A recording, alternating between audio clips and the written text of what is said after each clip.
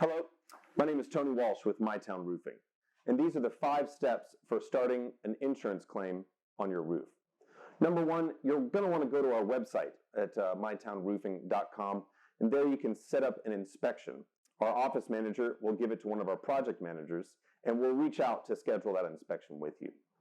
Number 2, one of the project managers will come out to the home and do a detailed drone inspection of the house. What we're looking for is wind-damaged shingles, missing shingles, maybe some limb damage, something that an insurance company would have no doubt knowing came from a storm or high winds.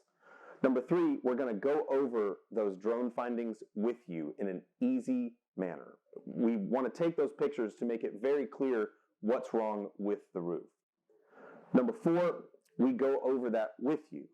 We try not to use too much roofing jargon. We want people to be as comfortable with their claim as they want to be. And then finally, number 5, we file the claim. We can do that at the dinner table. We can do that over the phone. It's really completely up to you. So all that said, go to our website, mytownroofing.com, and we can help you with all of your roofing needs.